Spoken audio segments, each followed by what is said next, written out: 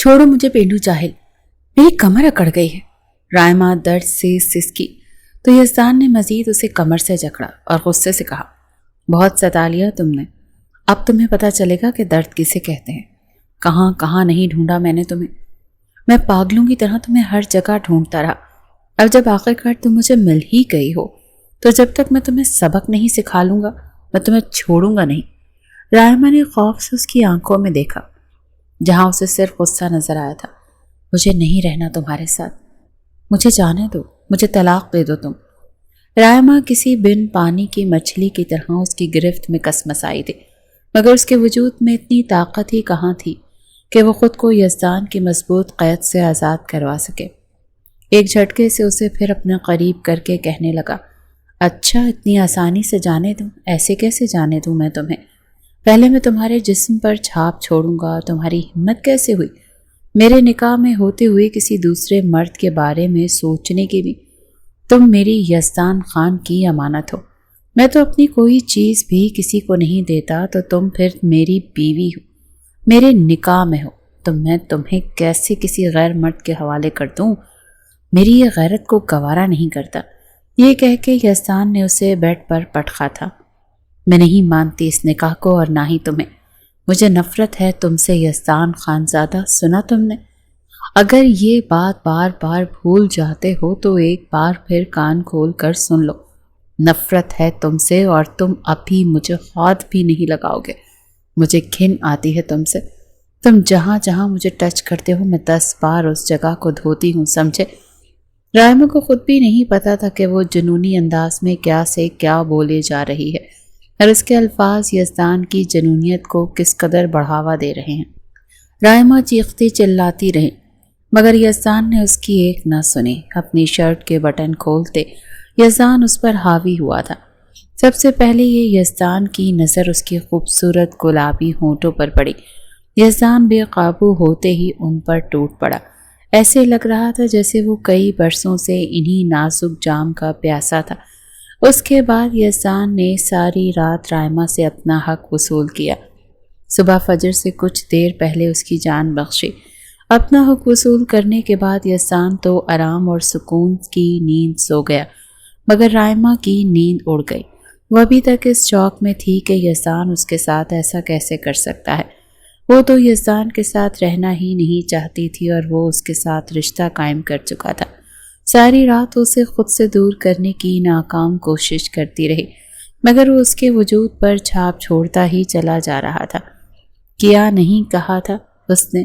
جھوٹا، حقیر، غلط ثابت کرنے کے لیے وہ ہر طرح سے اس کی انا پر کاری ضرب لگاتی رہی کہ بس کسی طرح اپنی بے عزتی محسوس کر کے وہ اسے طلاق دے دے، اسے چھوڑ دے، مگر اس کے وجود پر اپنی مہر ثبت نہ کرے۔ مگر وہ جس قدر اسے برا کہہ رہی تھی، یزدان اس کے وجود پر پوری شدت سے اپنا اگلا وار کرتا تو آئمہ کو تو آنکھوں کی پتلیاں ہی پھر کر رہ جاتی، اور اب وہ اس کے بستر پر بیٹھی شوق سے اندازے میں تھی کہ اسے دیکھ رہی تھی۔ یزدان خمار آلود لہجے میں کہنے لگا کہ اب ایسے بیٹھ کر کب تک ماتم مناؤ گی؟ یہاں لیٹو اور سو جاؤ، قسم سے بڑی اچھی نیند آئے گی تمہیں۔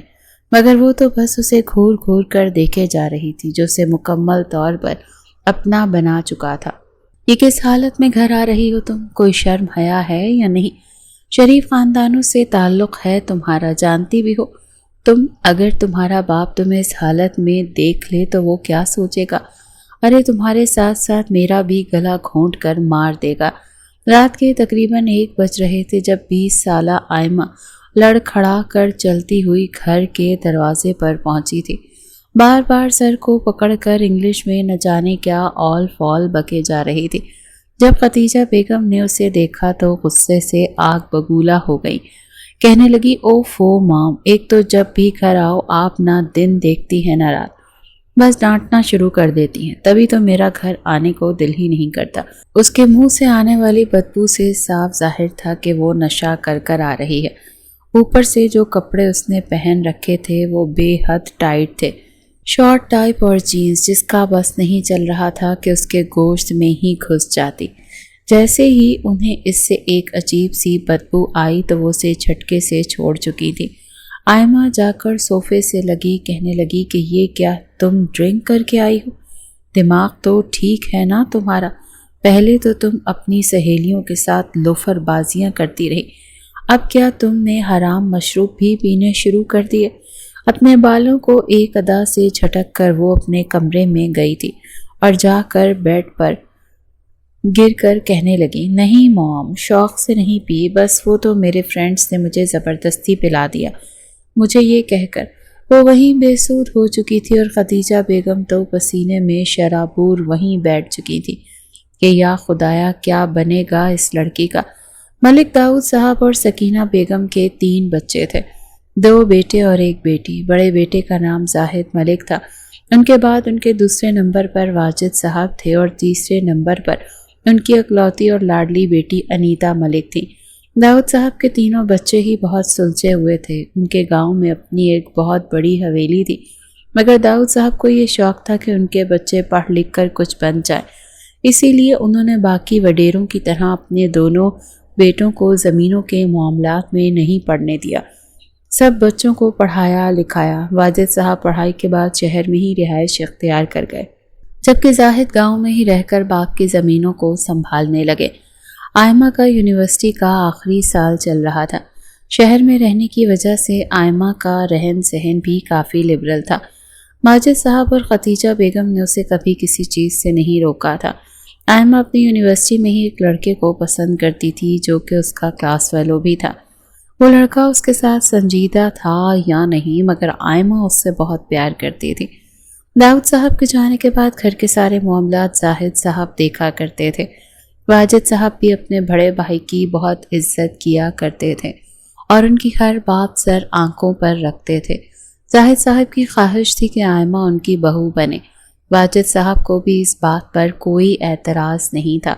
دونوں بھائیوں میں یہ بات طے ہو گئی تھی کہ جب آئمہ کی پڑھائی مکمل ہو جائے گی تو یزدان اور اس کا نکاح کر دیا جائے گا۔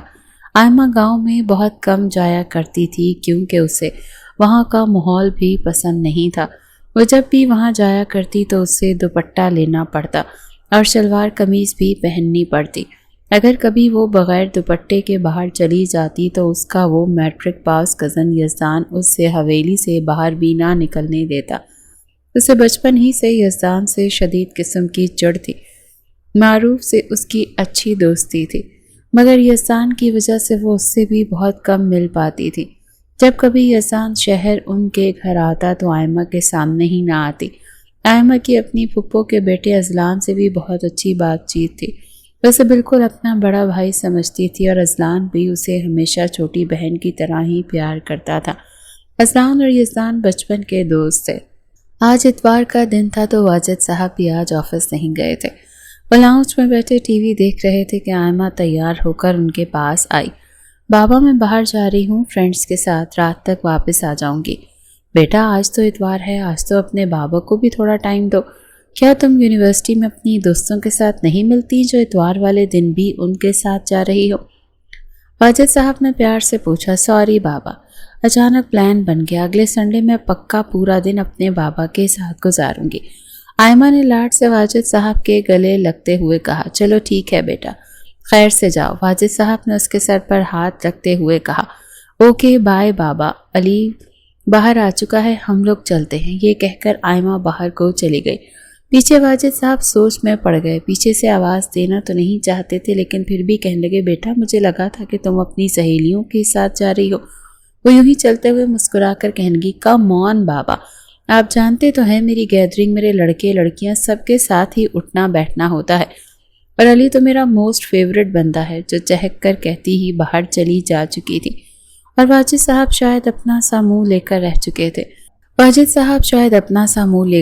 چکے تھے۔ کیونکہ انہوں نے کبھی بھی نہیں سوچا تھا کہ ان کی بیٹی اس قدر آزاد خیال بھی ہو سکتی ہے۔ اگر وہ اس وقت گاؤں میں ہوتی اور اس طرح کی بات کرتی تو اس بات پر نہ جانے کیا سے کیا ہو جاتا۔ آج کل آئمہ علی کے ساتھ کچھ زیادہ ہی وقت گزارنے لگی تھی۔ یہ بات ان کے لیے پریشانی کا سبب تھی۔ وہ اپنے بھائی کو زبان دے چکے تھے اور ان کے بھائی کی بات ان کے لیے پتھر پر لکیر تھی۔ اب اگر آئمہ نے یزدان سے شادی کرنے سے انکار کر دیا تو ان کے بھائی کے دل پر کیا گزرے گی؟ واجد صاحب نے خود کو تسلی دی کہ ان کی بیٹی ان کا کہا ضرور مانے گی، اگر پھر بھی دل کے کسی کونے میں انہیں پریشانی ہو رہی تھی۔ انہوں نے سوچ لیا تھا کہ کچھ دن میں ہی آئمہ سے یزدان کے اور اس کے رشتے کے بارے میں بات کریں گے۔ آئمہ گھر سے باہر نکلی تو سامنے ہی علی اپنی گاڑی کے پاس کھڑا تھا۔ اسے دیکھتے ہی آئمہ کے چہرے پر ایک خاص مسکراہٹ آئی تھی۔ وہ اور علی پچھلے 4 سال سے ساتھ تھے، وہ ہر ٹائم علی کے ساتھ ہی پائی جاتی تھی۔ اسے لگتا تھا علی اس کے مزاج کو سمجھ سکتا ہے اور ان دونوں کی اچھی بن پائے گی۔ مستقبل میں علی بھی ہر وقت اس کی ہاں میں ہاں ملاتا، کیونکہ علی کے لیے تو آئمہ سونے کی ایک چڑیا تھی جسے وہ کسی بھی قیمت پر کھونا نہیں چاہتا تھا۔ آئمہ کو دیکھ کر علی نے بھی ایک اسمائل پاس کی۔ آئمہ علی کے پاس آ کر اس کے گلے لگی تھی۔ آج تو تم اتنی پیاری لگ رہی ہو، دل کرتا ہے آج نکاح پڑھوا کر تمہیں اپنے ساتھ لے جاؤں۔ علی کی اس بات پر آئمہ ہنسنے لگی۔ زیادہ مکھن مت لگاؤ، اور چلو مجھے رات تک واپس بھی آنا ہے۔ آج ان دونوں کا پلان تھا کہ وہ سارا دن اکٹھے گزاریں گے۔ ہاں چلو چلو جلدی کرو، یہ کہہ کر علی نے آئمہ کے لیے گاڑی کا دروازہ کھولا اور خود بھی دوسری طرف سے آ کر بیٹھ گیا۔ وہ دونوں آئمہ کے گھر سے سیدھا ایک بہت بڑے ریسٹورانٹ میں آئے۔ وہ دونوں ریسٹورانٹ کے کونے میں بیٹھے خوش گپیوں میں مصروف تھے، اس بات سے انجان کہ وہاں کوئی اور بھی ایسا شخص موجود تھا جو آئمہ کو جانتا تھا، اور علی کے ساتھ اس طرح بیٹھے دیکھ کر اس کی آنکھیں غصے سے جل رہی تھیں۔ جب ویٹر سوپ لے کر آئمہ اور علی کی ٹیبل تک پہنچا تو وہ شخص جلدی سے ویٹر کے قریب آیا۔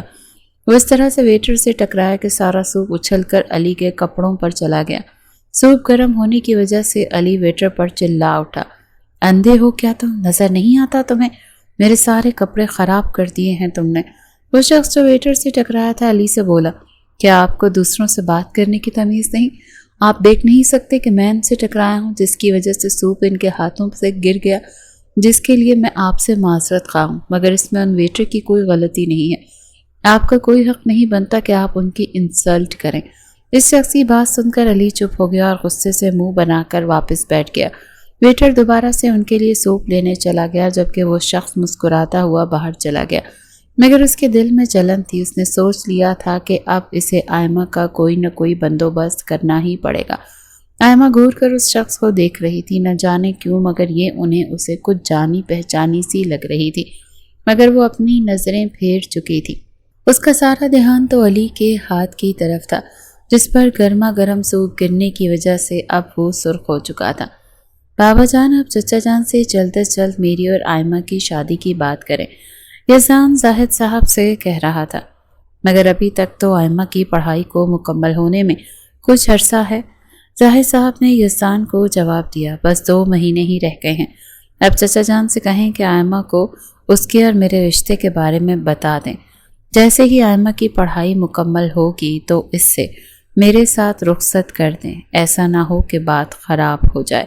یزدان نے زاہد صاحب سے اصرار کیا تو زاہد صاحب بھی سمجھ گئے کہ ضرور کوئی نہ کوئی بات ہوگی، ورنہ یزدان میں تو پہلے کبھی بھی آئمہ کے اور اپنے بارے میں کوئی بات نہیں کی تھی، اور آج اگر وہ کہہ رہا ہے تو انہیں اس کی بات مان لینی چاہیے۔ ٹھیک ہے، میں ابھی واجد سے بات کرتا ہوں کہ وہ آئمہ کو بتا دیں۔ انہوں نے یزدان کو تسلی دی۔ شکریہ بابا جان۔ یزدان انہیں سلام کہہ کر باہر چلا گیا۔ فوراً سے انہوں نے فون پر اپنے چھوٹے بھائی کو بلایا تھا۔ رسمی سلام دعا کے بعد وہ سیدھا مدعے پر آئے تھے اور یزدان اور آئمہ کے رشتے کے بارے میں بات کی تھی۔ بھائی جان، جیسا آپ کہیں میں آج ہی آئمہ سے بات کروں گا۔ مجھے پورا یقین ہے کہ میری بیٹی کبھی بھی میری بات نہیں ٹالے گی۔ زاہد صاحب نے واجد صاحب کو کال کی اور ساری بات بتائی۔ واجد صاحب نے زاہد صاحب کو تسلی دی کہ جیسا وہ کہہ رہے ہیں بالکل ویسا ہی ہوگا۔ رات کو جب آئمہ گھر آئی تو 12 بج رہے تھے۔ لاؤنج میں واجد صاحب اور ختیجہ بیگم اس کے انتظار میں بیٹھے تھے۔ واجد صاحب نے اپنی بیوی کو بھی ساری بات بتا دی تھی۔ انہیں بھی کوئی اعتراض نہیں تھا، کیونکہ وہ اس بات سے پریشان تھیں کہ کہیں آئمہ انکار نہ کر دے اور علی کے ساتھ شادی کرنے پر اصرار نہ کرے۔ کیا بات ہے ماما بابا، آپ لوگ ابھی تک جاگ رہے ہیں؟ پہلے تو جلدی سو جاتے ہیں، آئمہ نے سوالیہ انداز میں اپنے والدین سے پوچھا تھا۔ ادھر آؤ بیٹا، ہمارے پاس بیٹھو۔ واجد صاحب نے آئمہ کو اپنے پاس بلایا۔ آئمہ جا کر اپنے بابا کے پاس بیٹھ گئی۔ جی بابا بولیں، کیا بات ہو گئی جو آپ کو اس طرح سے میرے انتظار میں بیٹھنا پڑا۔ دیکھو بیٹا، میں جو بات تم سے کہنے جا رہا ہوں وہ آرام سے سننا۔ مجھے یقین ہے کہ میری بیٹی کبھی بھی میرا سر نہیں جھکائے گی۔ تمہیں معلوم ہے نا کہ تمہارے تایا ابو تم سے کتنا پیار کرتے ہیں، اور تائی امی بھی تم پر جان وارتی ہیں۔ جی بابا جان، وہ دونوں مجھ سے پیار کرتے ہیں تو میں بھی ان سے بہت پیار کرتی ہوں۔ میں گاؤں جاتی ہی صرف تایا جان اور تائی جان اور معروف کے لیے ہوں۔ بیٹا، تمہارے تایا جان چاہتے ہیں کہ جیسے ہی تمہاری پڑھائی مکمل ہو تو تمہاری اور یزدان کی شادی کر دی جائے۔ یہ بات تو مجھے بہت عرصہ پہلے کہہ چکے تھے، مگر میں نے تمہیں اس لیے نہیں بتایا کیونکہ میں نہیں چاہتا تھا کہ تم پڑھائی کے علاوہ کہیں اور دھیان دو۔ اپنے باپ کی بات سن کر آئمہ کی تو آنکھیں کھل گئیں۔ کتنی ہی دیر تو وہ کچھ بول ہی نہیں سکی تھی۔ یہ آپ کیا کہہ رہے ہیں بابا جان؟ اور وہ ایک پینڈو یزدان، مجھے وہ بالکل بھی پسند نہیں ہے۔ میں تو اس کو دیکھنا تک بھی پسند نہیں کرتی، اور آپ چاہتے ہیں کہ میں اس سے شادی کر لوں؟ سوال ہی پیدا نہیں ہوتا بابا جان۔ اس کو تو بولنے کی بھی تمیز نہیں ہے، اگلے بندے کو کاٹ کھانے کو دوڑتا ہے، اور مجھے تو وہ دیکھ بھی نہیں سکتا۔ میں تو گاؤں میں رہ کے بھی نہیں سکتی۔ یہ بات آپ بھی جانتے ہیں کہ مجھے میں اور یزدان میں زمین آسمان کا فرق ہے۔ چلو بالفرض زمین اور آسمان بھی مل جائیں، لیکن میں اور یزدان کبھی بھی اس رشتے میں نہیں جڑ سکتے۔ پلیز، ہمارے رشتے پہلے سے ہی کافی مضبوط ہیں۔ میں تایا اور تائی جان سے محبت کرتی ہوں، وہ مجھ سے کرتے ہیں۔ مجھے ضروری ہے کہ وہ اس طرح کی بات کر کے مجھے ان سے نفرت کرنے پر مجبور کر دیں۔ آئمہ نے اپنے باپ کو منانا چاہا۔ بیٹا، وہ ایسا بالکل بھی نہیں ہے جیسا تم اسے سمجھتی ہو۔ بس وہ چاہتا ہے کہ اس کے گھر کی عزت کو کوئی اور نہ دیکھے۔ دیکھنا، شادی کے بعد وہ تم پر بالکل بھی سختی نہیں کرے گا۔ واجد صاحب نے اس کی بات کا جواب دیا تھا، پر بابا جان، میں اس سے شادی نہیں کرنا چاہتی۔ میں کسی اور کو پسند کرتی ہوں، اور شادی بھی اسی ہی سے کروں گی۔ اس کے علاوہ میں کسی سے شادی نہیں کر سکتی۔ آئمہ کی بات سن کر واجد صاحب کو بہت دکھ ہوا تھا۔ کون ہے وہ؟ علی، میرا کلاس فیلو۔ وہ اور میں پچھلے 4 سال سے ایک دوسرے کو پسند کرتے ہیں۔ علی مجھے کافی دفعہ کہہ چکا ہے کہ وہ اپنے گھر والوں کو بھیجنا چاہتا ہے۔ میں اسے یہ کہہ کر منع کر دیتی تھی کہ ابھی میری پڑھائی مکمل نہیں ہوئی، مگر آپ تو اس جاہل گنوار کے ساتھ میری شادی کرنا چاہتے ہیں۔ بابا پلیز سمجھنے کی کوشش کریں، میں اس کے ساتھ نہیں رہ سکتی۔ آپ تایا جان کو جواب دے دیں۔ یہ کہہ کر آئمہ وہاں سے چلی گئی، اور واجد صاحب کو یہ سمجھ نہیں آ رہی تھی کہ وہ اپنے بھائی کو کیسے بتائیں کہ جس بیٹی پر انہیں اتنا مان تھا وہ کبھی بھی ان کی بات نہیں ٹالے گی۔ وہ انہیں ان کے منہ پر ہی انکار کر کے جا چکی تھی۔ آخرکار کافی ہمت کر کے انہوں نے اپنے بڑے بھائی کو کال کی اور آئمہ کے انکار کے بارے میں بتایا، مگر انہوں نے یہ بات اپنے بھائی کو نہیں بتائی کہ وہ کسی اور کو پسند کرتی ہے۔ انہوں نے صرف یہی کہا کہ آئمہ کو یزدان پسند نہیں۔ انہوں نے کافی منانے کی کوشش کی، مگر وہ نہیں مانی۔ ظاہر صاحب نے یہ بات اپنے گھر والوں کو بتائی۔ یزدان ان کی بات سن کر چپ چاپ باہر چلا گیا۔ ظاہر صاحب کو لگا کہ وہ آئمہ کے انکار کی وجہ سے ہرٹ ہوا ہے، کچھ عرصے میں سنبھل جائے گا۔ یزدان وہاں سے سیدھا شہر آیا تھا۔ آئمہ اس وقت اپنے کمرے میں سو رہی تھی۔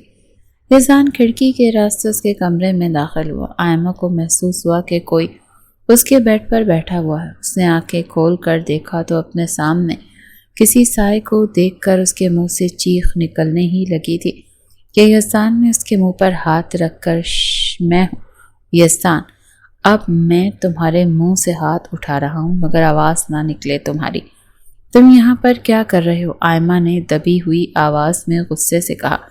تم اچھی طرح سے جانتی ہو کہ میں یہاں کیوں آیا ہوں۔ رشتے سے انکار کیوں کیا تم نے؟ اسی لڑکے علی کی وجہ سے نا، جس کے ساتھ تم اس دن ریسٹورانٹ میں موجود تھی۔ یزدان نے اس دن آئمہ کو علی کے ساتھ دیکھ لیا تھا، اور اسی ہی نے علی پر سونپ گرایا تھا۔ یزدان بالکل آئمہ کے اوپر جھکا ہوا تھا، یہاں تک کہ اس کی سانسیں آئمہ کو اپنے چہرے پر محسوس ہو رہی تھی۔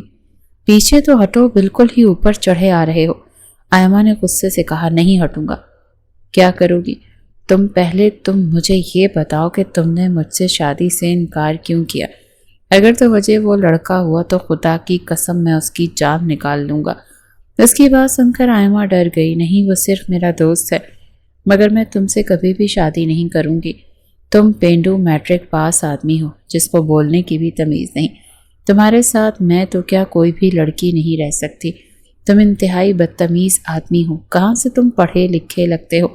اپنی حرکتیں دیکھی ہیں تم نے؟ عزت سے گھر بھی تو آ سکتے تھے اور میرے ماں باپ سے بات کر سکتے تھے، مگر دیکھو چور لٹر کی طرح آدھی رات کو میرے گھر میں گھسے ہو، وہ بھی کھڑکی سے، اور اگر مجھے دھمکا بھی رہے ہو۔ آئمہ نے ڈھٹائی سے یزدان کو جواب دیا۔ یزدان غصے سے اسے دیکھ رہا تھا۔ کہنے لگا مجھے فضول کی باتیں نہیں چاہیے، میں کہہ چکا ہوں۔ رہی بات اس لڑکے کی تو میری عزت پر بری نظر رکھنے کا سوچا بھی کیسے اس نے؟ جان ہی لے لوں گا میں اس کی۔ جیسے ہی علی کی جان لینے کی بات آئی تو آئمہ کا چہرہ سرخ ہوا تھا۔ کہنے لگی نہیں، تم اسے کچھ بھی نہیں کہو گے، خبردار جو تم نے علی کی طرف گندی نظر اٹھا کر بھی دیکھا تو۔ یزدان اسے غصے سے گھورے جا رہا تھا۔ کہنے لگا میں نہ صرف اسے دیکھوں گا بلکہ اس کی بوٹی بوٹی کر کے بھی پھینکوں گا۔ دوست ہے نا وہ تمہارا، ساری دوستیاں ختم کر دو، اسی میں بہتری ہے، اور دوبارہ میں تمہیں یہ ٹائٹ جینز اور ٹاپ شرٹ میں نہ دیکھوں۔ تم اب سر پر دوپٹہ لوگی اور قمیض ٹراؤزر پہنو گی، فراک پہنو گی جس میں تمہارا وجود بالکل ڈھکا چھپا رہے، اور یہ سب کچھ پہننا ہے تو شادی کے بعد میرے سامنے بند کمرے میں پہننا۔ اپنی رعنائیاں، اپنا حسن صرف اور صرف مجھے دکھانا، کیونکہ اس پر صرف اور صرف میرا حق ہے۔ اب فیصلہ تمہارے ہاتھ میں ہے، یا تو مجھ سے شادی کے لیے ہاں کر کے اس لڑکے کی جان بچا لو، ورنہ دوسری صورت میں بھی تمہاری شادی تو مجھ سے ہی ہوگی، مگر وہ لڑکا زندہ نہیں بچے گا۔ یہ کہہ کر یزدان وہاں سے کھڑکی کے ہی راستے واپس چلا گیا۔ پیچھے آئمہ پریشان ہو کر سوچنے لگی کہ اب وہ کیا کرے۔ اس سے فیصلہ کیا کہ وہ صبح ہوتے ہی سب سے پہلے علی کو اس سب کے بارے میں بتائے گی۔ دوسری طرف سے یزدان ساری رات باہر ہی گاڑی میں گھومتا رہا۔ اسے یقین تھا کہ آئمہ اس لڑکے کی وجہ سے یزدان سے شادی کرنے سے انکار کر رہی ہے۔ یزدان کو بھی آئمہ سے کوئی بہت زیادہ محبت تو نہیں تھی، مگر پھر بھی جب سے زاہد صاحب نے اسے آئمہ کے اور اس کے رشتے کے بارے میں بتایا تھا، تب سے وہ آئمہ کو اپنی عزت سمجھتا تھا۔ وہ نہیں چاہتا تھا کہ آئمہ بیہودہ کپڑے پہن کر باہر غیر مردوں کے ساتھ گھوما پھرا کرے۔ اسی وجہ سے وہ کبھی کبھار آئمہ کے ساتھ غصے سے بات کر لیا کرتا تھا۔ آئمہ نے صبح ہوتے ہی علی کو باہر ملنے کے لیے بلایا تھا۔ جب علی اسے ملنے کے لیے آیا تو آئمہ نے اسے اپنے رشتے کے متعلق ساری بات بتائی، اور یہ بھی بتایا کہ یزدان نے اس کو کیا دھمکی دی ہے۔ اس کی بات سن کر علی ڈر گیا تھا، مگر اس نے آئمہ پر یہ ظاہر نہیں ہونے دیا۔ اس نے سوچ لیا تھا کہ اب وہ اس سے آگے کیا کرنا ہے۔ علی، کیا تم اور میں کورٹ میرج کر سکتے ہیں؟ آئمہ نے علی کو کہا تھا۔ دیکھو آئمہ، میں نہیں چاہتا کہ تمہارے بابا کو تمہاری وجہ سے کوئی دکھ پہنچے۔ تم ابھی ان کی خوشی کے لیے یزدان سے نکاح کر لو، بعد میں کوئی نہ کوئی بہانہ بنا کر یزدان سے طلاق لے کر تم میرے پاس آ جانا، تب تمہارے بابا کو بھی کوئی دکھ نہیں پہنچے گا۔ علی جانتا تھا کہ اگر اس نے آئمہ نے کورٹ میرج کی تو آئمہ کی ساری دولت سے محروم ہو جائے گا، اور اسے تو آئمہ میں کوئی انٹرسٹ نہیں تھا، اسے صرف اور صرف اس کی دولت سے مطلب تھا۔ ایک پل کو تو آئمہ بالکل شوق سی رہ گئی تھی۔ کتنی ہی دیر تو وہ علی کا چہرہ تکتی رہی، پھر کہنے لگی کیا کہہ رہے ہو تم جانتے بھی ہو اگر میں نے اس جنگلی پینڈو سے شادی کر لی تو وہ میرا شوہر بن گیا تو جانتے ہو کیا ہوگا؟ میں نے گاؤں کے مردوں کو جانتے نہیں ہوں، بہانے بہانے سے پھر اپنی بیوی پر حکم چلاتے ہیں، ان کے قریب آنے کی کوشش کرتے ہیں، اور اگر اتنا عرصہ اس نے مجھے چھونے کی کوشش کی، مگر علی کہنے لگا ارے یار کچھ نہیں ہوتا، مجھے تم پر بھروسہ ہے، تم اسے اپنے قریب پھٹکنے بھی نہیں دو گی، لیکن ہمیں ایسا کرنا ہوگا۔ اس نے بڑی مشکل سے آئمہ کو منایا تھا، اور وہ ایک گہری سانس خارج کر کے رہ گئی تھی۔ وہ یہی سوچ کر خوش ہو گئی کہ علی کو اس کے باپ کی خوشی کا کتنا خیال ہے۔ ٹھیک ہے علی، میں ابھی صرف بابا کے لیے اس نکاح کو کر لوں گی، مگر میں اس سے خلا لے لوں گی، ہاں میری جان، کیونکہ میں بھی تمہارے بغیر نہیں رہ سکتا۔ علی نے جھوٹ موٹ کا پیار جتایا۔ چلو اب میں چلتی ہوں، اب جا کر بابا کو بھی خوشخبری سنانی ہے، مجھے ان کی خوشی کے لیے اس پینڈو سے صرف نکاح کرنے میں کوئی اعتراض نہیں۔ ٹھیک ہے تم جاؤ، علی نے آئمہ سے کہا۔ آئمہ گھر آ کر سیدھا اپنے بابا کے روم میں گئی۔ واجد صاحب بیڈ پر لیٹے تھے، آئمہ کو دیکھ کر سیدھے ہو کر بیٹھ گئے۔ آؤ بیٹا، واجد ملک نے پیار سے آئمہ کو بلایا۔ آئمہ جا کر ان کے پاس بیٹھ گئی۔ بابا، مجھے آپ سے بات کرنی ہے، آپ جو چاہتے ہیں میں ویسے ہی کروں گی۔ مجھے یزدان سے شادی کرنے پر کوئی اعتراض نہیں ہے، مگر میں چاہتی ہوں کہ ابھی صرف نکاح ہو اور 1 سال کے بعد شادی۔ واجد صاحب تو صرف اپنی بیٹی کے منہ سے اقرار سن کر ہی خوش ہو گئے تھے۔ انہوں نے بیٹی کے سر پر ہاتھ رکھا اور کہا، شاباش میرا بیٹا، مجھے پورا یقین تھا کہ تم آخرکار میری بات مان ہی جاؤ گے، مجھے تم پر فخر ہے۔ آئمہ کی بات جاننے کے بعد انہوں نے فوراً اپنے بڑے بھائی کو کال کی اور آئمہ کے اقرار کی خوشخبری سنائی۔ زاہد صاحب بھی یہ خبر سن کر بہت خوش ہوئے۔ انہوں نے اپنے گھر والوں کو نکاح کی تیاریوں کا حکم دے دیا۔ ہم لوگ اگلے جمعے کو ہی جا کر اس فرض سے سبکدوش ہو جائیں گے۔ یزدان یہ خبر سن کر حیران ہوا تھا۔ اس سے امید نہیں تھی کہ آئمہ اتنی جلدی مان جائے گی، مگر خیر جیسے بھی ہوا اس نے مانا تو تھا۔ آئمہ نے اپنے نکاح کی شاپنگ میں کوئی دلچسپی نہیں لی۔ اس کی ساری شاپنگ یزدان اور معروف نے خود کی تھی، مگر آئمہ کی والدہ چاہتی تھی کہ نکاح کا جوڑا آئمہ خود پسند کرے۔ اسی لیے آج یزدان خود آئمہ کو لینے کے لیے آیا ہوا تھا۔ ماما مجھے نہیں جانا، آپ خود چلی جائیں، جو ڈریس آپ کو پسند آئے گا میں وہی پہن لوں گی۔ دولہا تو میرے پسند کا ہے نہیں، تو میں نے اپنی پسند کا جوڑا لے کر کیا کرنا ہے؟ یزدان کے سامنے ہی آئمہ نے یہ بات کہی تھی۔ اس کی بات پر وہ صرف اپنی مٹھیاں بھینچ کر رہ گیا۔ اسے کافی غصہ آیا تھا، مگر وہ ضبط کر گیا کیونکہ اس ٹائم ختیجہ بیگم بھی وہیں پر موجود تھی۔ آئمہ چپ کر کے یزدان کے ساتھ چلی جاؤ ورنہ مجھ سے برا کوئی نہیں ہوگا۔ ختیجہ بیگم نے آئمہ کو ڈانٹا تھا۔ اس پر آئمہ منہ بنا کر یزدان کے ساتھ باہر نکل پڑی۔ چادر تو لو، یزدان نے آئمہ کو روکا۔ میں ہمیشہ اسی ہولیے میں باہر جاتی ہوں، اگر آنا ہے تو آؤ، آئمہ نے کھٹک سے جواب دیا تھا اور آگے جا کر گاڑی میں بیٹھ گئی۔ یزدان بھی جا کر ڈرائیونگ سیٹ پر بیٹھ گیا۔ گاڑی سٹارٹ کر لی، مگر مال پہنچ کر آئمہ نے اپنے لیے اچھے اچھے ڈریسز دیکھنے لگی اور یزدان خاموشی سے اس کے ساتھ موجود رہا۔ ساری شاپنگ کرنے کے بعد وہ دونوں مال سے باہر نکلے تو آئمہ جلدی جلدی چل کر گاڑی کے پیچھے جانے لگی۔ وہ چونکہ یزدان سے کافی آگے تھی، اسی لیے کچھ آوارہ لڑکے اسے دیکھ کر آوازیں کسنے لگے۔ انہیں لگا کہ وہ اکیلی آئی۔ یزدان نے جب یہ دیکھا تو اس کا خون کھول اٹھا۔ وہ آگے بڑھ کر ان لڑکوں کے پاس آیا۔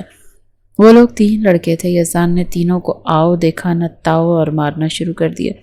وہ اپنی جان بچا کر وہاں سے بھاگ گئے۔ یزدان نے پیچھے مڑ کر غصے سے آئمہ کو دیکھا، جو ڈر کر یہی سب کچھ دیکھ رہی تھی۔ یزدان نے اپنی شال اتار کر آئمہ کے کاندھوں پر ڈالی۔ آئمہ نے کچھ نہ کہا۔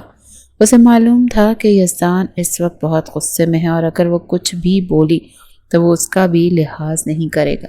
یزدان نے آئمہ کو بازو سے پکڑ کر گاڑی میں گھسیٹ کر پھینکا اور دوسری طرف سے آ کر بیٹھ گیا۔ گاڑی میں بیٹھتے اس نے زور سے آئمہ کا بازو دبوچا۔ بکواس کی تھی میں نے کہ چادر لے لو، بہت شوق ہے تمہیں غیر مردوں کے سامنے اپنا جسم دکھانے کا، تمہاری یہ خواہش بھی میں جلدی پوری کر دوں گا۔ تو آج میں تھا تمہارے ساتھ تو یہ واقعہ میں اپنی آنکھوں سے دیکھ رہا ہوں، ورنہ جب آئے روز دن میں 10 چکر تمہارے باہر لگتے ہیں تو نہ جانے کتنی بار تمہارے ساتھ ایسے واقع پیش آتے ہوں گے۔ اوہ خدایا، تم سوچ بھی سکتی ہو تم کیسے مگر مچھوں کے منہ میں ہاتھ ڈال کر کھڑی تھی۔ وہ جس طرح ڈانٹے جا رہا تھا، آئمہ بس چپ کر کے سنے جا رہی تھی۔ حقیقی بات بھی تو یہی تھی، کوئی 100 بار لڑکوں نے اس پر جملے کسے تھے اور ہر بار ہی وہ یا تو نظر انداز کر کے آگے گزر جاتی تھی یا پھر ان لوگوں سے الجھ بھی پڑتی، مگر اسے تو جیسے فرق ہی نہیں پڑتا تھا کہ کوئی اوباش لڑکا اس پر جملے کس رہے ہیں۔ یہ ننگے منگے کپڑے میرے سامنے پہننا جب تمہاری پوری طرح میرے قابو میں ہوگی، پھر دیکھتا ہوں میں کیسے اس طرح کی ڈریسنگ کر کے تم باہر نکلتی ہو۔ یزدان یہ کہہ کر گاڑی چلانے لگا۔ سارا راستہ اس نے آئمہ سے کوئی بات نہیں کی۔ آئمہ کے گھر کے سامنے اس نے اسے اتارا اور خود گاؤں کی طرف چل پڑا۔ گھر پہنچتے اس نے زاہد صاحب سے کہا کہ بابا میں چاہتا ہوں کہ آئمہ کی رخصتی بھی نکاح والے دن ہی ہو جائے، وہ یہاں سے بھی پیپرز لینے کے لیے جا سکتی ہے، ویسے بھی کچھ ہی عرصہ رہ گیا اس کی پڑھائی مکمل ہونے میں۔ مگر بیٹا واجد نہیں مانے گا، اور اگر وہ مان بھی گیا تو آئمہ نہیں مانے گی۔ بابا آپ کچھ بھی کریں اور چچا جان کو منائیں، میں کچھ نہیں جانتا۔ زاہد صاحب نے سوچا کہ وہ واجد صاحب کو نکاح والے دن ہی بتائیں گے تاکہ ان کے بھائی زیادہ ٹینشن نہ لیں۔ آخر کار نکاح کا دن بھی آن پہنچا۔ آئمہ نے سفید رنگ کی میکسی پہنی تھی جس پر گولڈن کلر کا کام ہوا تھا، جبکہ یزدان نے بھی سفید کلر کا ہی کرتا بنوایا تھا۔ اذلان چونکہ یزدان کا دوست بھی تھا اور ان دونوں کا کزن بھی، اسی لیے وہ ہر کام میں آگے آگے تھا۔ اذلان اور معروف ایک دوسرے کو پسند کرتے تھے۔ چونکہ معروف کے بھائی کی شادی تھی تو وہ بھی کافی خوش تھی، کیونکہ اس کے ہونے والی بھابھی اس کی بہت اچھی دوست بھی تھی۔ زاہد صاحب اور واجد صاحب سے کہا کہ واجد، میں تم سے ابھی ایک بات کہنے والا ہوں۔ مجھے امید ہے کہ تم جس طرح پہلے میری ہر بات مانتے ہو اب بھی مجھے انکار نہیں کرو گے۔ جی جی بھائی جان، حکم کریں آپ۔ میں چاہتا ہوں کہ آئمہ اور یزدان کی رخصتی بھی آج ہی ہو جائے۔ نکاح تو ویسے بھی ہو ہی گیا ہے، اب رخصتی میں کیا حرج ہے؟ مگر بھائی صاحب آئمہ نہیں مانے گی۔ میں اس سے بات کر کے دیکھتا ہوں، اگر تو وہ مان گئی تو ٹھیک، ورنہ میں اپنی بیٹی کے ساتھ اس معاملے میں زبردستی نہیں کروں گا۔ واجد صاحب آئمہ کے پاس گئے۔ آئمہ بیٹا، تم نے پہلے میری ایک بات مان کر میرا مان بڑھایا ہے، اب میں چاہتا ہوں کہ ایک آخری دفعہ تم میری ایک اور بات مان لو۔ تمہارے تایا جان چاہتے ہیں کہ تمہاری رخصتی بھی آج ہی ہو جائے۔ بیٹا میرا سر مت جھکانا، خدا کے لیے مان جاؤ، میں تمہارے آگے ہاتھ جوڑتا ہوں۔ مگر بابا، آئمہ کچھ کہنے ہی والی تھی کہ اپنے باپ کے جوڑے ہاتھوں کو دیکھ کر چپ ہو گئی۔ ٹھیک ہے، جیسے آپ کو بہتر لگے، مجھے کوئی اعتراض نہیں، آئمہ نے دکھی دل سے کہا۔ واجد صاحب نے خوشی سے اس کے سر پر بوسہ دیا۔ شاباش میری بیٹی، مجھے تم سے یہی امید تھی۔ آخر کار رخصتی کا وقت بھی آ گیا۔ سب لوگ اس اچانک رخصتی پر حیران تھے، مگر چونکہ نکاح ہو چکا تھا تو کسی نے بھی زیادہ باتیں نہیں کی۔ گھر پہنچ کر کمرے میں آتے ہی آئمہ نے اپنی ساری جیولری اتار دی اور واش روم میں جا کر کپڑے بھی چینج کر لیے۔ جیسے ہی وہ واش روم سے باہر نکلی تو آگے سے یزدان کمرے میں آ چکا تھا۔ آئمہ نے اسے مکمل طور پر اگنور کر دیا اور جا کر بیڈ پر لیٹ گئی۔ یزدان نے اس سے پوچھا، یہ کیا طریقہ ہے؟ آج ہماری شادی کی پہلی رات ہے اور تم اس طرح سے مجھے اگنور کر رہی ہو؟ ہاں کر رہی ہوں میں اگنور، مجھے کوئی انٹرسٹ نہیں ہے تم میں۔ پتہ نہیں میرے بابا کو کیا ہو گیا تھا کہ تم جیسے انسان کے ساتھ میری شادی کروا دی، جو نہ تو پڑھا لکھا ہے نہ ہی تمیز تھا۔ تمہاری یہ بدتمیزی میں زیادہ دن برداشت نہیں کروں گی۔ چونکہ آج ہماری اچانک رخصتی ہو گئی، اسی لیے میں تمہیں کچھ دن وقت دے رہا ہوں۔ اس کے بعد میں تمہاری ایک نہیں سنوں گا۔ ابھی تک میں ولیمہ بھی آگے کروا دوں گا تمہارے پیپرز کا بہانہ بنا کر، کیونکہ اس طرح ہمارا ولیمہ بھی حلال نہیں ہو سکتا۔ یزدان نے اس کی بات کو اگنور کرتے ہوئے اپنی بات کہی تھی۔ آئمہ نے شکر ادا کیا کہ اس کے پیپرز تک وہ اس ٹائم مل گیا تھا۔ اس عرصے میں وہ علی کے ساتھ پلاننگ کر کے اس آدمی سے چھٹکارا حاصل کر سکتی تھی۔ آئمہ بیڈ پر سو رہی تھی جب یزدان بھی اس کے ساتھ آ کر لیٹ گیا تو آئمہ جلدی سے اٹھ کر بیٹھ گئی۔ تم بیڈ پر کیوں سو رہے ہو؟ تمہیں دیکھ نہیں رہا یہاں پر میں سو رہی ہوں؟ تو اور کیا میں زمین پر سوؤں؟ صوفہ تو اتنا چھوٹا ہے، وہاں پر تو میں آدھا بھی نہیں آ پاؤں گا۔ اور تم ٹینشن مت لو، میں تمہیں ہاتھ بھی نہیں لگاؤں گا۔ ابھی میرے اتنے برے دن نہیں آئے کہ میں کسی کے ساتھ نیند میں زبردستی کروں۔ اگر مجھے اتنا ہی شوق ہوتا تو میں اب تک اپنا شوق پورا کر چکا ہوتا۔ صرف اور صرف تمہاری وجہ سے لحاظ کر رہا ہوں، اس لیے آرام سے سو جاؤ۔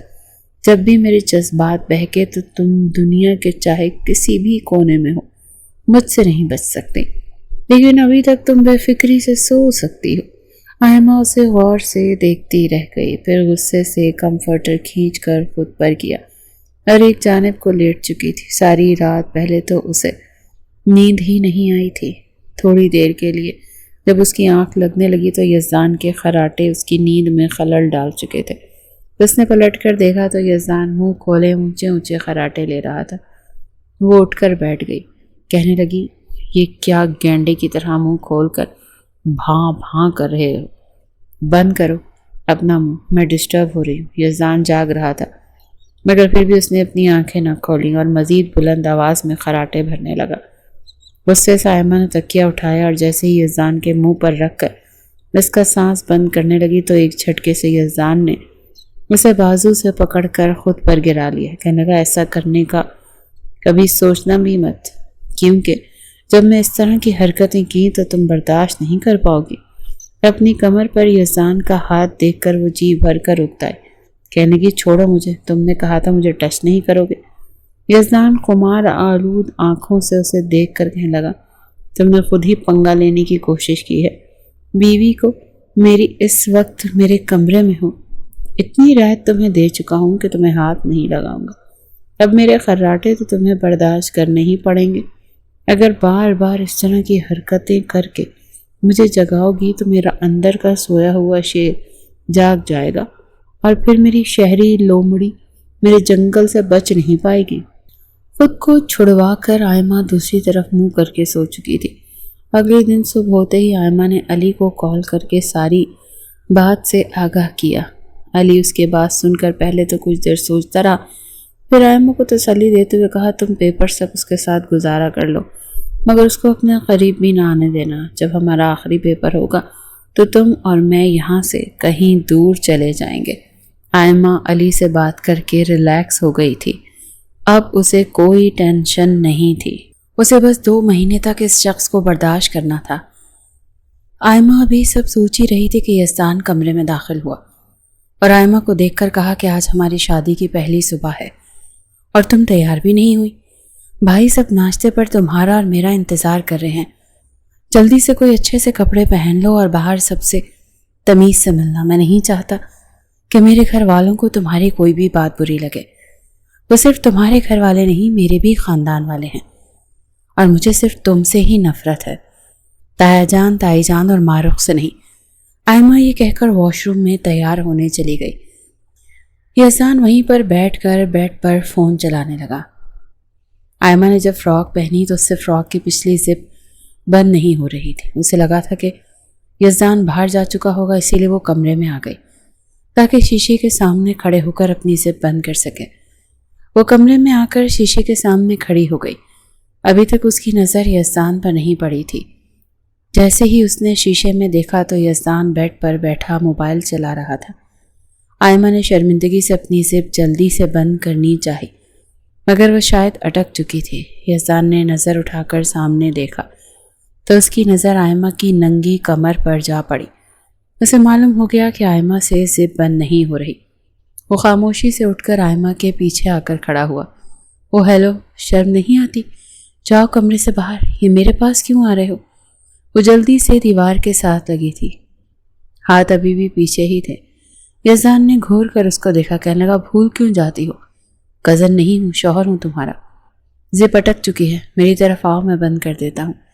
مگر وہ غصے سے گھور کر کہنے لگی کوئی ضرورت نہیں، میں خود کر لوں گی، جاؤ اب یہاں سے۔ یزدان ایک ادا سے اپنی آنکھیں پھیر کر کہنے لگا ٹھیک ہے، جلدی آنا۔ وہ اٹھ کر کمرے کے باہر جا کر کھڑا ہو چکا تھا۔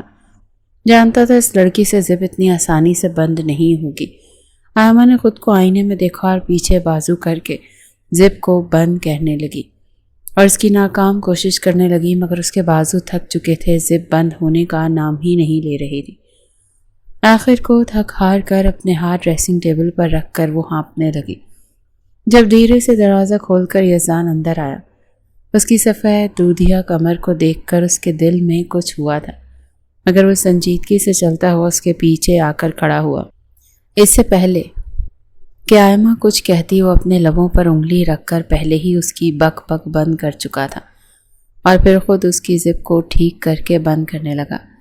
جیسے جیسے اس کی انگلیوں کا لمس آئمہ کو اپنی کمر پر محسوس ہو رہا تھا، ایک جھرجھری سی اسے اپنے وجود میں تیرتی ہوئی محسوس ہو رہی تھی۔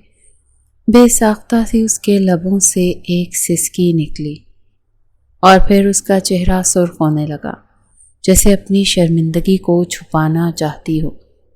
مگر یزدان مسکرا کر معنی خیز انداز میں اس کے کان کے قریب آیا اور کہنے لگا اتنے میں ہی سسک پڑیں بیگم صاحبہ؟ سوچو وہ رات جب دھیرے دھیرے تمہیں ہر ایک پردے سے آزاد کر کے تمہارے وجود پر محبت کی بارش کروں گا۔ تم انکار کرتی رہ جاؤ گی کہ پلیز مجھے چھوڑ دو، میں تھک چکی ہوں، لیکن میں تم پر رحم نہیں کروں گا۔ یہ سن کر آئمہ بالکل ہکی بکی رہ چکی تھی جب جاتے جاتے یزدان نے اس کے کان کی لو پر ایک شرارت بھری گستاخی کی تھی جو آئمہ کو کانپنے پر مجبور کر گئی تھی۔ یزدان نے زب بند کی اور آئمہ کو اپنے ساتھ چلنے کا کہا۔ آئمہ کی کمر پر ہاتھ رکھتے ہوئے اسے عجیب سا لگا۔ ان کے جذبات کو کوئی نام نہیں دے پایا، جبکہ ساتھ آئمہ کا رویہ بھی بہت اچھا تھا، ہنستی کھیلتی مسکراتی، یہاں تک کہ کچن کے کاموں میں بھی وہ تائی جان کے ساتھ موجود تھی۔ معروف کے ساتھ شام کو حویلی کے صحن میں جا کر پودوں کو بھی پانی دیتی ہوئی اور نئے پودے بھی لے کر آئی تھی۔ جیسے یزدان آ جاتا تو فوراً کمرے میں گھس جاتی۔ اگر سب کے سامنے یزدان اس سے کچھ بات کرتا تو وہ اکھڑ کر جواب دیتی۔ کئی بار تو تائی جان نے اس سے پوچھا بھی تھا کہ بیٹا تمہارے اور یزدان کے بیچ رشتہ ٹھیک ہے نا، مگر وہ اس بات کا کوئی جواب نہیں دیتی تھی۔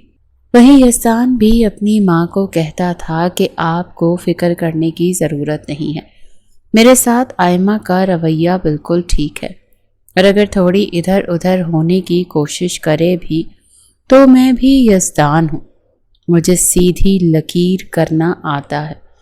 وقت دھیرے دھیرے آگے بڑھ رہا تھا جب ایک رات یزدان موبائل پر کسی کام میں مصروف تھا۔ آئمہ کھانا کھا کر ہی فوراً سو چکی تھی۔ رات کو تیز آندھی طوفان شروع ہو گیا، ساتھ ہی بادل گرجنے لگے تھے، اور آئمہ کو اس موسم سے کافی ڈر لگتا تھا۔ جیسے جیسے باہر بادل گرج رہے تھے وہ سرکتی ہوئی یزدان کے کافی قریب آ چکی تھی۔ ایک وقت وہ بھی آیا جب اس نے اپنا ہاتھ یزدان کی تھائی پر رکھ دیا۔ یزدان نیم دراز بیٹھا تھا، اس کا یوں خود کے قریب دیکھ کر وجود میں کرنٹ سا دوڑا، جذبات میں چنگاری بھڑکی تھی۔ اس نے آئمہ کا ہاتھ اپنی تھائی سے ہٹا کر نیچے رکھا، لیکن وہ ایک بار پھر اس کے مزید قریب آ کر اپنا ہاتھ اس کی تھائی پر رکھ چکی تھی۔ یزدان بھی اس کے قریب لیٹ گیا، من مچل چکا تھا۔ دھیرے سے اس نے اپنا ہاتھ آئمہ کے بالوں میں پھیرا تو وہ نیند میں ہی مسکرا دی تھی۔ شاید نیند میں وہ اپنے شوہر کے قریب آنا چاہتی تھی۔ اگلے ہی لمحے آئمہ نے غنودگی میں اپنے لب یزدان کی گردن پر رکھ دیے، گویا اس پر محبت نچھاور کرنے لگی تھی۔ مگر یزدان جانتا تھا کہ اگر اس لڑکی کو ہوش آ گیا تو اس نے واویلا مچا کر بلا وجہ کا تماشا کھڑا کرنا ہے، اسی لیے وہ اپنے جذبات پر قابو پا کر اسے خود سے دور کر چکا تھا، اور یہ رات بھی پھر باقی راتوں کی طرح خاموشی سے گزر چکی تھی۔ اس کی شادی کو 2 مہینے ہونے والے تھے، اور آئمہ اور یزدان کے درمیان ابھی تک وہی سرد مہری قائم تھی۔ وہ دونوں ایک دوسرے سے بہت کم ہی مخاطب ہوا کرتے تھے۔ آج آئمہ کا پہلا پیپر تھا۔ یزدان اسے یونیورسٹی چھوڑنے کے لیے جا رہا تھا۔ یونیورسٹی پہنچ کر آئمہ یزدان سے بغیر کچھ کہے چپ چاپ گاڑی سے اتر کر اندر چلی گئی۔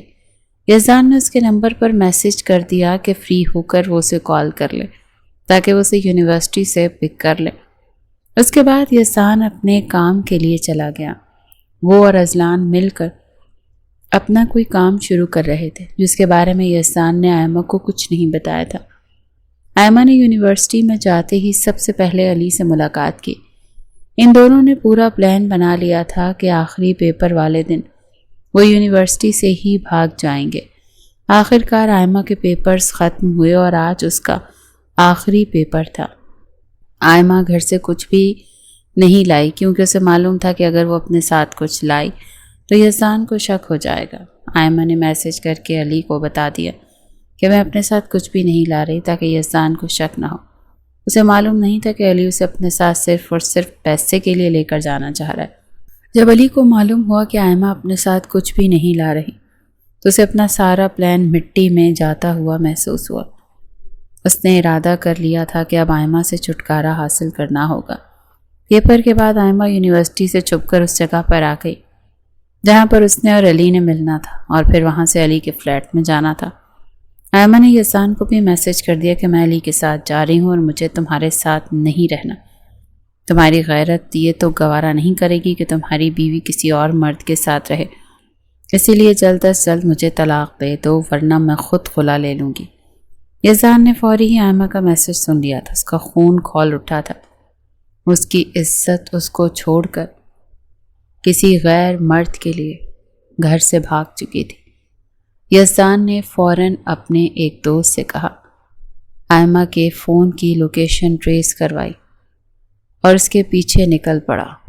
دوسری طرف آئمہ کافی دیر تک علی کا انتظار کرتی رہی مگر وہ نہ آیا۔ جب آئمہ نے علی کو کال کی تو اس نے کال اٹھائی۔ آئمہ نے کہا، تم کدھر ہو؟ آگے سے علی نے جواب دیا، میں تم جیسی لڑکی کے ساتھ اپنی زندگی برباد نہیں کرنا چاہتا جو شادی شدہ ہوتے ہوئے بھی کسی غیر مرد کے ساتھ جانے کے لیے تیار ہو جائے۔ اگر تم اپنے شوہر کے ساتھ وفادار نہیں ہو تو کل کو میرے ساتھ کیا وفاداری کرو گی؟ یہ کہہ کر علی نے فون بند کر دیا، جبکہ آئمہ کو تو اپنے کانوں پر ہی یقین نہیں آیا۔ کیا یہ وہی علی تھا جو اس کی محبت کے گن گاتے نہیں تھکتا تھا، ہر وقت اس کے آگے پیچھے گھومتا پھرتا تھا؟ وہی علی جس کے ساتھ اس نے جینے مرنے کی قسمیں کھائی تھیں؟ اب آئمہ کو احساس ہو گیا تھا کہ وہ کتنا غلط کر چکی، مگر اب پچھتاوے کا کوئی فائدہ نہیں تھا کیونکہ یزدان میسج دیکھ چکا تھا۔ ابھی وہ یہی باتیں سوچ رہی تھی کہ اچانک ایک گاڑی اس کے سامنے آ کے رکی۔ یزدان اس میں سے نکلا۔ یزدان کو دیکھ کر آئمہ کی آنکھیں باہر آنے کو تھی۔ یزدان نے اسے بغیر کچھ کہے کھینچ کر اپنی گاڑی میں بٹھایا، خود بھی دوسری طرف سے آ کر ڈرائیونگ سیٹ پر بیٹھ گیا۔ گھر پہنچ کر یزدان آئمہ کو سیدھا اپنے کمرے میں لے کر گیا۔ کمرے میں جاتے ہی اس نے کمرہ لاک کیا اور آئمہ کا بازو مروڑ کر اسے دروازے کے ساتھ لگایا۔ چھوڑو مجھے پینڈو جاہل، میری کمر اکڑ گئی ہے۔ رائمہ درد سے سسکی تو یزدان نے مزید اسے کمر سے جکڑا اور غصے سے کہا، بہت ستا لیا تم نے، اب تمہیں بھی پتہ چلے کہ درد کسے کہتے ہیں۔ کہاں کہاں نہیں ڈھونڈا میں نے تمہیں، میں پاگلوں کی طرح تمہیں ہر جگہ ڈھونڈتا رہا۔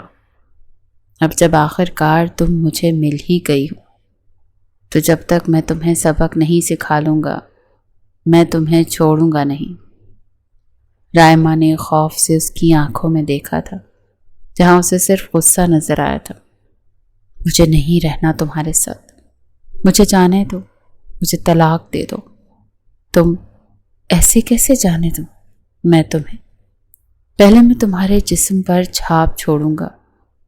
تمہاری ہمت کیسے ہوئی کہ میرے نکاح میں ہوتے ہوئے کسی دوسرے مرد کے بارے میں سوچنے کی بھی؟ تم میری یزدان خان کی امانت ہو، میں تو اپنی کوئی بھی چیز کسی کو نہیں دیتا۔ تم تو پھر بھی میری بیوی ہو، میرے نکاح میں ہو تو میں تمہیں کیسے کسی غیر مرد کے حوالے کر دوں؟ میری یہ غیرت کو گوارا نہیں کرتا کہ یہ کہہ کر یزدان نے اسے بیڈ پر پٹخا تھا۔ رائمہ چیختی چلاتی رہی مگر یزدان نے اس کی ایک نہ سنی۔ اپنی شرٹ کے بٹن کھولتے یزدان اس پر حاوی ہوا تھا۔ سب سے پہلے اذان کی نظر اس کی خوبصورت گلابی ہونٹوں پر پڑی۔ یزدان بے قابو ہوتے ہی ان پر ٹوٹ پڑا۔ ایسے لگ رہا تھا جیسے وہ کئی برسوں سے ان ہونٹوں کا پیاسا تھا۔ اس کے بعد یزدان نے ساری رات رائمہ سے اپنا حق وصول کیا اور جب کہ صبح کی اذانوں کے وقت اس کی جان بخشی۔ اپنا حق وصول کرنے کے بعد یزدان تو آرام اور سکون کی نیند سو گیا مگر رائمہ کی نیند اڑ گئی۔ وہ ابھی تک اسی شوق میں تھی کہ یزدان اس کے ساتھ ایسا کیسے کر سکتا ہے۔ وہ تو یزدان کے ساتھ رہنا ہی نہیں چاہتی تھی اور وہ اس کے ساتھ رشتہ قائم کر چکا تھا۔ گھر میں کسی کو بھی ابھی تک آئمہ کی اس حرکت کے بارے میں پتہ نہیں چلا تھا۔ صبح جب یزدان اٹھا تو آئمہ کمرے میں نہیں تھی، شاید وہ باہر چلی گئی تھی۔ یزدان کو اس پر کافی غصہ تھا مگر وہ یہ بھی جانتا تھا کہ وہ یزدان سے اس کے اسی غصے کی وجہ سے نفرت کرتی تھی اور اسی کی ضد میں ہی علی کے ساتھ جا رہی تھی۔ یزدان نے اسے معاف کرنے کا فیصلہ کیا اور سوچا کہ اسے بھی ایک موقع ملنا چاہیے، شاید اسے سمجھ آ جائے۔ یزدان باہر آیا تو آئمہ محروق کے ساتھ بیٹھی باتیں کر رہی تھی۔ یزدان نے اسے مکمل طور پر اگنور کیا۔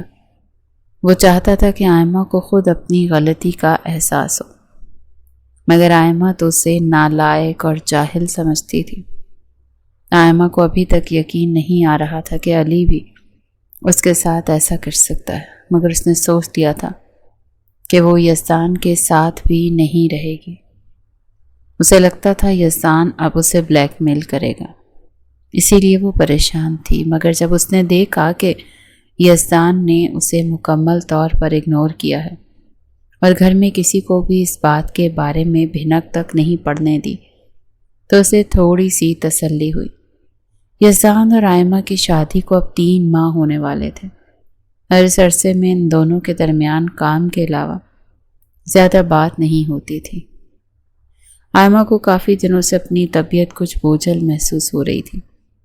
وہ سوچ رہی تھی کہ کسی دن معروق کے ساتھ شہر کے کسی ڈاکٹر کے پاس چلی جائے۔ آج جب وہ کمرے میں آئی تو اس نے یزدان کو فائلیں کھول کر بیٹھے ہوئے دیکھا۔ اسے لگا وہ زمینوں کا کوئی کام دیکھ رہا ہے، مگر وہ ساتھ ہی لیپ ٹاپ پر بھی کچھ کر رہا تھا۔ آئمہ کو تھوڑا سا عجیب لگا، زمینوں کا کیا کام ہے لیپ ٹاپ پر؟ وہ یزدان کے ساتھ جا کر بیٹھ گئی۔ یزدان اسے کچھ پریشان لگا۔ آئمہ کو لگا اسے لیپ ٹاپ چلانے کی کچھ سمجھ نہیں آ رہی ہوگی۔ وہ اس دن کے بعد سے یزدان کے بارے میں اپنی رائے کافی حد تک تبدیل کر چکی تھی۔ اسے سمجھ آ گیا تھا کہ وہ شخص اتنا بھی برا نہیں ہے جتنا وہ سمجھ رہی تھی۔ کیا میں تمہاری کچھ مدد کر دوں اگر تمہیں لیپ ٹاپ چلانے میں کچھ مشکل ہو رہی ہے؟ ویسے یہ بتاؤ کہ زمینوں کے سارے کام تو کاغذات میں مکمل ہو جاتے ہیں، پھر تم یہ لیپ ٹاپ پر کیا کر رہے ہو؟ یزدان نے حیرانی سے آئمہ کی طرف دیکھا۔ اسے لگا اب آئمہ کو بتا ہی دینا چاہیے۔ میں زمینوں کا کوئی کام نہیں کر رہا، بلکہ میں اپنے بزنس کے متعلق کچھ چیزیں دیکھ رہا ہوں، اور مجھے لیپ ٹاپ بہت اچھے سے چلانا آتا ہے۔ بزنس؟ کیسا بزنس؟ تم تو ایسے کہہ رہے ہو جیسے تم نے BBA کیا ہوا ہو۔ آئمہ نے مذاق کے انداز میں کہا، جی بالکل، میں نے BBA کیا ہوا ہے، اور آج کل میں اور اذلان مل کر اپنا ایک بزنس سیٹ کر رہے ہیں۔ اگر مجھے اس بارے میں کسی بھی قسم کی مدد چاہیے ہوگی تو میں تم سے ضرور لوں گا۔ اب میں اپنا کام کر لوں؟ اس نے صاف الفاظ میں یہ کہا تھا، اب تم یہاں سے چلی جاؤ۔ آئمہ کو تو حیرت کا ایک جھٹکا لگا تھا۔ کیا مطلب؟ پڑھے لکھے ہو؟ مجھے لگا تم نے صرف میٹرک تک پڑھائی کی ہے۔ جی نہیں بیگم صاحبہ، میں یونیورسٹی کا ٹاپر رہ چکا ہوں، کوئی میٹرک فیل آدمی نہیں۔ آئمہ کو کافی شرمندگی ہوئی۔ وہ تو اس کے بارے میں ہمیشہ ہی غلط سوچتی آئی تھی، مگر کافی دنوں سے اسے اچھا بھی لگنے لگا تھا، اور اب جب اسے یہ پتا چلا کہ وہ پڑھا لکھا بھی تھا تو اس کے دل میں اس کی عزت اور بڑھ گئی۔ آئمہ وہاں سے چپ چاپ چلی گئی۔ پیچھے یزدان سوچ میں پڑ گیا۔ 1 مہینہ ہو گیا مگر آئمہ نے ابھی تک کوئی بھی بات نہیں کی۔ شاید وہ میرے ساتھ رہنا ہی نہیں چاہتی۔ گھر والوں کی وجہ سے وہ زبردستی اس بندھن میں جڑی ہوئی ہے۔ اگر اس میں اسی کی خوشی ہے تو میں اسے چھوڑ دوں گا۔ یزدان نے فیصلہ کیا کہ وہ جلد ہی اپنے کام سے فارغ ہو کر آئمہ سے اس بارے میں بات کرے گا۔ اس کے دل میں ایک ٹیس سی اٹھی تھی، مگر وہ نہیں چاہتا تھا کہ وہ ساری زندگی اس طرح ایک انچاہے بندھن میں جڑا رہے۔ اگلے دن آئمہ ڈاکٹر کے پاس گئی تھی۔ ڈاکٹر نے اسے یہ خوشخبری دی تھی کہ وہ ماں بننے والی ہے۔ یہ سن کر آئمہ کی خوشی کا کوئی ٹھکانہ نہیں رہا۔ اس نے سوچا کہ وہ آج ہی اپنی ساری غلطیوں کی معافی مانگ لے گی یزدان سے، اور وہ دونوں مل کر ایک نئی زندگی شروع کریں گے۔ مگر اسے اندر ہی اندر ایک پریشانی بھی تھی کہ اگر یزدان نے اسے معاف نہ کیا تو کیا ہوگا۔ جب وہ گھر آئی تو اسے پتہ چلا کہ یزدان تو کام کے سلسلے میں شہر گیا ہوا ہے۔ اس نے سوچا کہ جب وہ آئے گا تو اسے سرپرائز دے گی۔ آئمہ نے جب گھر والوں کو یہ بات بتائی تو سب لوگ بہت خوش ہوئے۔ آئمہ نے سب کو منع کر دیا کہ ابھی یزدان کو کوئی بھی یہ بات نہیں بتائے، وہ خود ہی اسے سرپرائز دے گی۔ 2 دن بعد یزدان گھر واپس آیا۔ جب وہ کمرے میں داخل ہوا تو اس کے ہاتھ میں کچھ کاغذات تھے۔ آئمہ سامنے بیڈ پر لیٹی ہوئی تھی۔ تائی جان نے اسے زیادہ چلنے پھرنے سے منع کیا تھا۔ آئمہ مجھے تم سے کچھ بات کرنی ہے، یزدان نے بغیر کسی لگی لپٹی کے کہا۔ آئمہ اٹھ کر بیٹھ گئی۔ مجھے بھی تم سے ایک بات کرنی ہے، مگر پہلے تم کر لو، آئمہ نے کہا۔ دیکھو، میں جانتا ہوں تم اس رشتے سے خوش نہیں ہو، یہ طلاق کے پیپرز ہیں، تم ان پر سائن کر دو، پھر میں بھی ان پر سائن کر دوں گا۔ بے فکر رہو، گھر والوں کو کوئی اعتراض نہیں ہوگا، میں ان کے سامنے کوئی نہ کوئی بہانہ بنا لوں گا، کوئی تمہیں کچھ نہیں کہے گا، یزدان نے آئمہ کو کہا۔ آئمہ کی آنکھوں سے آنسو آنے لگے۔ تو کیا آپ اپنی اولاد کو بھی چھوڑ دیں گے؟ آئمہ نے یزدان سے پوچھا۔ یزدان کچھ دیر تو بول ہی نہیں پایا۔ اس نے آگے بڑھ کر آئمہ کو بازو سے پکڑا اور کہا، کیا کہہ رہی ہو تم؟ میری اولاد؟